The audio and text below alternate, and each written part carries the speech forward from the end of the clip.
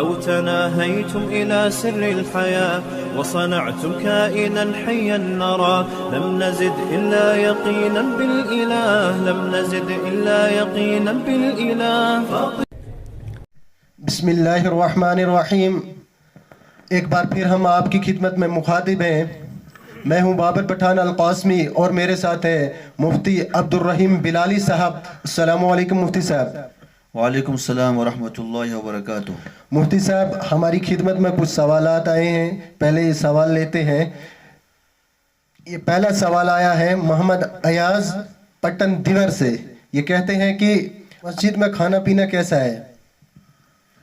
عام حالات میں مسجد کے اندر کھانا پینا یہ ممنوع ہے، انہیں شرعاً یہ جائز نہیں ہے، کیونکہ مسجدیں اللہ رب العزت نے صرف اور صرف جو ہے اپنی بندگی کے لیے بنائی ہیں. یعنی مسجد میں اللہ کی عبادت کے سوا، اللہ کی بندگی کے سوا اور کچھ کام نہیں کر سکتے ہیں.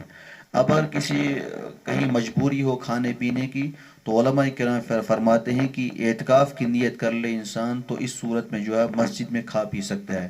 جیسے کہ رمضان کے اندر جو ہے معتکفین حضرات جو ہیں جو اعتکاف میں بیٹھتے ہیں تو ان کے لیے سب کچھ جائز ہو جاتا ہے، کھاتے پیتے ہو سوتے بھی مسجد کے اندر، سب کچھ مسجد ہی کے اندر کرتے ہیں. وہ اس صورت میں ہے کیونکہ وہ جو ہے اعتکاف میں بیٹھے ہوتے ہیں. تو اعتکاف والے انسان کے لیے مسجد میں کھانا پینا اور سونا کیا ہے؟ جائز ہے. ہاں عام انسان کے لیے جو نماز پڑھنے کے لیے اعتکاف کا اس کو وہ مسئلہ نہیں تھا، تو عام حالات میں مسجد کے اندر کھانا پینا صحیح نہیں ہے. ہاں اگر کسی کو کوئی مجبوری ہو کھا پینے کا، کہیں وقت ہو کہیں نظام بن گیا ہو، تو بہتر یہ ہے کہ جو ہی مسجد میں انسان داخل ہو جائے تو وہاں اعتکاف کی نیت بھی کر لے تو اس ضمن میں جو ہے وہ کھا پی سکتا ہے. جی. اور ایک سوال آیا ہے جہیز کے بارے میں. کیا یہ جہیز لینا یا دینا جائز ہے یا نہیں؟ اسلام میں اس کی کیا حیثیت ہے؟ سوال یہ ہے کہ اسلام میں جہیز کی شرعی حیثیت کیا ہے، یعنی شرعاً جہیز دینا یا لینا یہ کس حد تک صحیح ہے. تو سب سے پہلی بات یہ ہے کہ نبی اکرم صلی اللہ علیہ وسلم نے فرمایا اعظم النکاح برکتاً ایسر مؤونہ، یعنی سب سے بابرکت اور نکاح وہ ہے جس کے اندر خرچہ اور مشقت کیا ہو؟ کم ہو. جس کے اندر خرچہ وغیرہ کیا ہو؟ بہت کم ہو. جس کے اندر سادگی ہو، جو سنت کے مطابق ہو، وہ نکاح جو ہے باعث برکت ہے. یعنی اس نکاح کے اندر برکتیں رہتی ہیں، اللہ کی رحمتیں اس پر برستی ہیں. اور جس نکاح کے اندر خرچے زیادہ ہوں، رسومات اور بدعات زیادہ ہوں، وہ نکاح جو ہے پائی تکمیل تک نہیں پہنچتا، یعنی اس کے اندر وہ برکات نہیں ہوتی ہیں. تو انہی رسومات اور خرافات میں سے ایک جو چیز ہے جہیز کے نام سے. جہیز کا اسلام کے اندر کوئی تصور نہیں ہے. البتہ ایک حدیث پیش کی جاتی ہے کہ یعنی نبی اکرم صلی اللہ علیہ وسلم نے حضرت فاطمہ رضی اللہ تعالی عنہا کے لیے جہیز دیا. علماء کرام فرماتے ہیں یہاں اس جہیز کا یہ مطلب نہیں جو مروجہ جہیز دیا جاتا ہے. اس جہیز کا مطلب یہ ہے کہ نبی اکرم صلی اللہ علیہ وسلم نے حضرت فاطمہ کو یقیناً کچھ چیزیں دی ہیں نکاح کے موقع پر، رخصتی کے موقع پر، لیکن چونکہ دوسری طرف نبی اکرم صلی اللہ علیہ وسلم حضرت علی رضی اللہ تعالی عنہ کے جو ہیں سرپرست بھی ہیں اور سربراہ ہیں.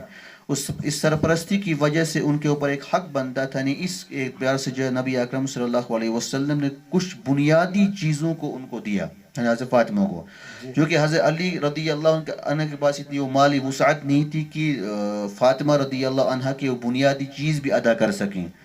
تو نبی اکرم صلی اللہ علیہ وسلم نے بحثیت ایک سرپرست کے یعنی حضور صلی اللہ علیہ وسلم نے حضرت فاطمہ کے لیے ان بنیادی چیزوں کو کیا کر دیا؟ تیار کر دیا اور حضرت فاطمہ کے حضرت علی کے گھر پہنچا دیا.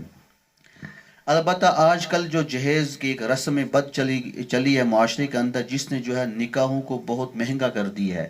یعنی عام آدمی کے لیے نکاح کرنا بہت دشوار ہو گیا ہے، اور جہاں بہت ساری رکاوٹیں ہیں وہاں سب سے بڑی رکاوٹ یہ ہے یعنی جہیز سامنے آ جاتی ہے. یعنی ایک انسان، ایک غریب باپ، ایک انسان اپنی بیٹی کے لیے وہ سامان، وہ چیزیں نہیں دے سکتا ہے جس کی اس کو لڑکے والوں کی طرف سے ڈیمانڈ ہوتی ہے، جس کی وجہ سے وہ نکاح کا وہ بندھن وہ آگے نہیں چل سکتا ہے.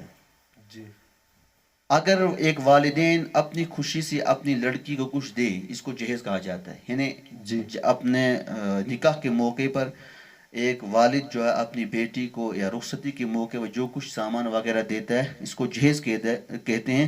خوشی خوشی اور بغیر کسی دباؤ کے, بغیر کسی یعنی ڈیمانڈ کہ اگر کوئی اپنی طرف سے اپنی بیٹی کو کچھ دے تو اس میں شرعن کوئی قباحت نہیں ہے, یعنی شرعن ایسا کرنا کیا ہے, جائز ہے. البتہ اگر لڑکے والوں کی طرف سے ڈیمانڈ ہو کہ فلاں قسم کی گاڑی چاہے, فلاں قسم کے اتنا روپیہ چاہے, اتنا جائیداد چاہے, اتنا سامان وغیرہ چاہے, تو ڈیمانڈ کی صورت میں جہیز یعنی کچھ لینا یا دینا یہ ناجائز ہے. ہاں ڈیمانڈ کے بغیر خوشی خوشی لڑکے والے بھی دے رہے ہیں یا لڑکی والی بھی دے رہے ہیں تو اس صورت میں کوئی حرج نہیں ہے.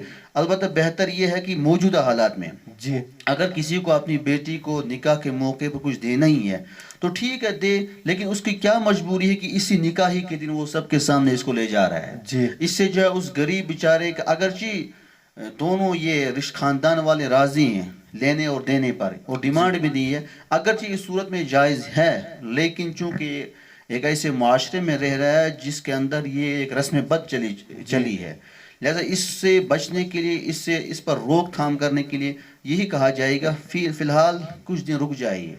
ٹھیک ہے, آج اپنی بیٹی کو اس گھر بھیج دیا, نکاح جو ہو گیا, تو 10 دن کے بعد, مہینے کے بعد اور کبھی یہ چیزیں اس کو لے جا سکتا ہے. کیا مجبوری ہے, اسی نکاح کے ہی موقع پر جو ہے اس لڑکی کو وہ سامان وغیرہ دیا جا سکتا ہے. اس میں جو ہے ریاکاری کا بھی اندیشہ ہوتا ہے, اور تاکہ دوسرے دیکھیں کہ کتنا سامان اس کو گاڑیاں وغیرہ ساتھ, اس سے جو ہے غریبوں کا جو ہے دل بھی ٹوٹ جاتا ہے اور ان کے حوصلے پست ہو جاتے ہیں.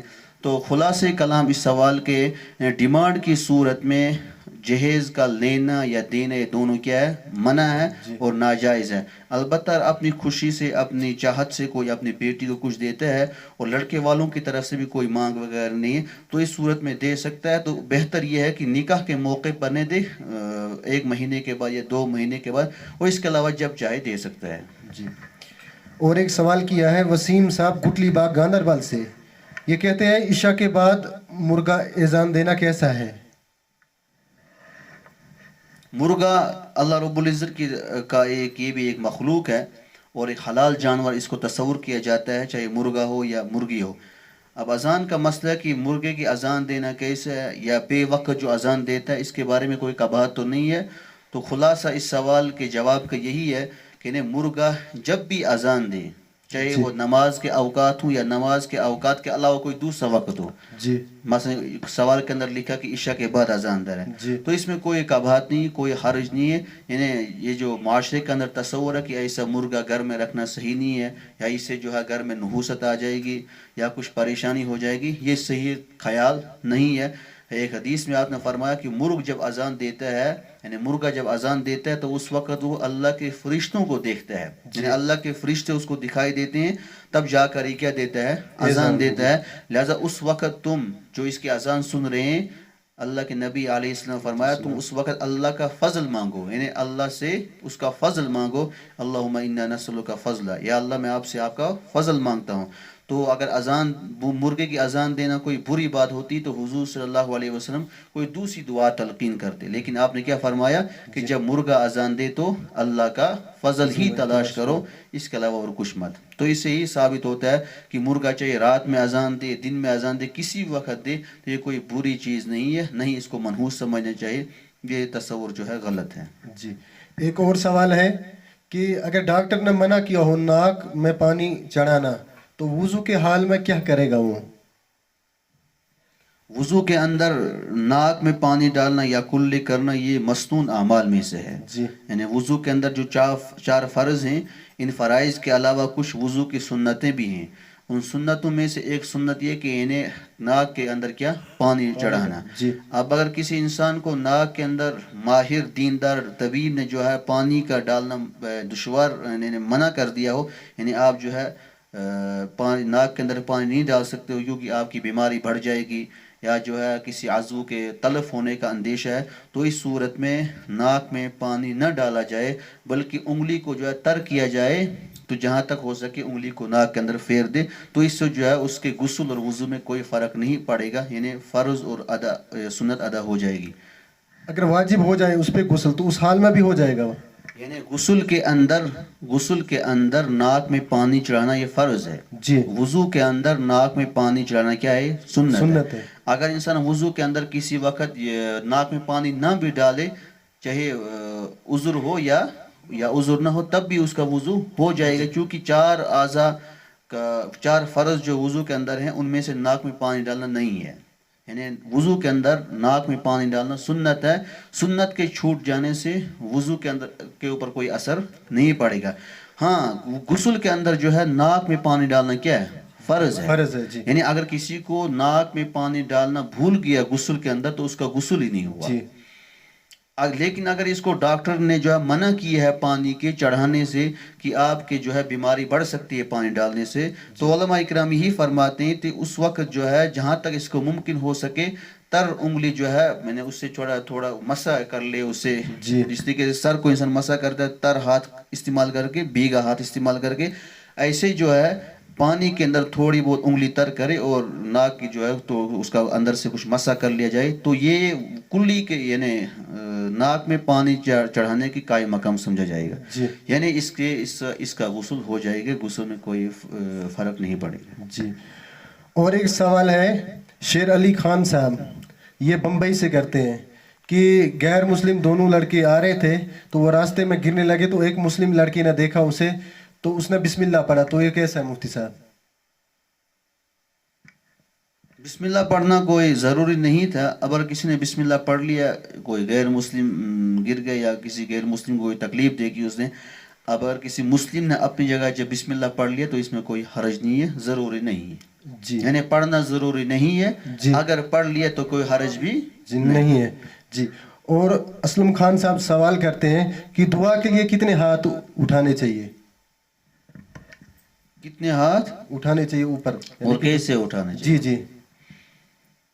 دعا کے مسنون آداب میں سے یہی ہے کہ انسان 2 زانوں بیٹھے اور قبلہ رخ ہو کر عاجزی اور انکساری سے اللہ کے سامنے حاضر ہو جائے، اور یہ دل کے اندر یہ محسوس کرے، یہ خیال رہے کہ جو ہے میں صرف اور صرف اللہ کا بندہ ہوں، اللہ کے سوا میرا کوئی سہارا نہیں، اللہ کے سوا میرا کوئی مشکل کشا نہیں، اللہ کے سوا میرا کوئی حاجت روا نہیں.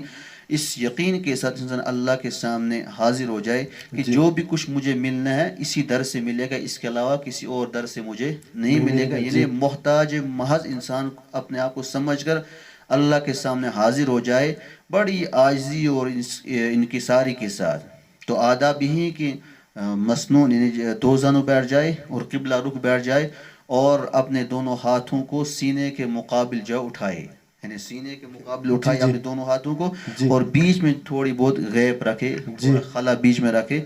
تو یہ جو ہے دعا کے اندر ہاتھ اٹھانے کا مسنون طریقہ ہے، یعنی اپنے سینے کے مقابلے ہاتھ رکھے اور بیچ میں تھوڑی گیپ رکھے، اور جب دعا ختم کرے گا تو اس کے بعد چہرے پر دونوں ہاتھوں کو مل لے. یہ بھی احادیث سے ثابت ہے. جی. مفتی صاحب آپ کا بہت بہت شکریہ کہ آپ ہمارے پروگرام میں آئے، وقتاً اسی طرح سے آپ آتے رہیں. آپ کا بہت بہت شکریہ. مفتی صاحب کیا عوام کو میسج دینا چاہتے ہو آپ؟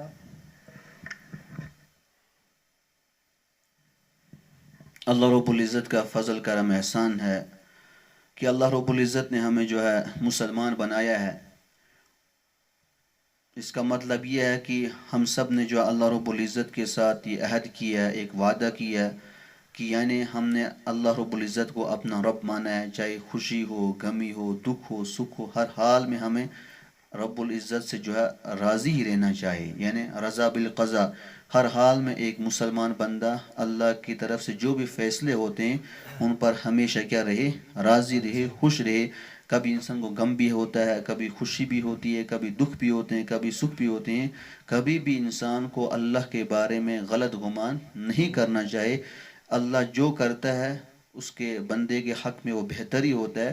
البتہ انسان کی سوچ ناقص سوچ ہوتی ہے، وہ سمجھتے شاید میرے لیے یہ نقصان ہے یا میرے لیے بہت بڑا غم ہے. نہیں، انسان کو بس اگر خوشی ہے تو اللہ کا شکر ادا کرے.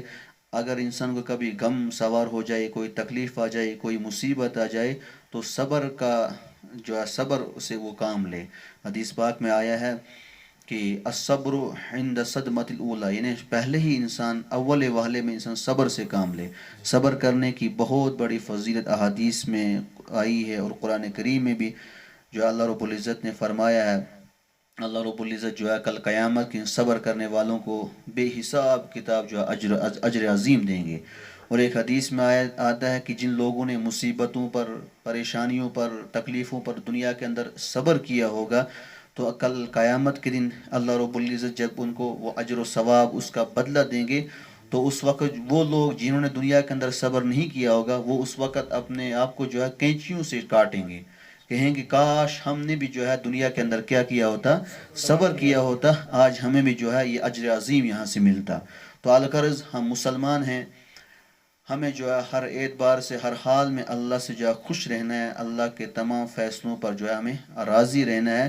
اسی وجہ سے ہم صبح شام پڑھتے رہتے ہیں رضیت باللہ ربا وبالاسلام دینا ومحمد صلی اللہ علیہ وسلم نبیا و رسولا.